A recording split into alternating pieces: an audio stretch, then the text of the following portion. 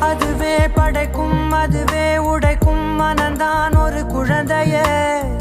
அதுவாய் மலரும் அதுவாய் உதிரும் அது போல் இந்த கவலையே.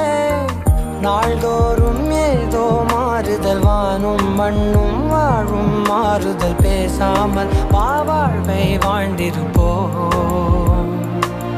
மழை காற்றோடு போகும் வரை போனால் என்ன அது ஏதோ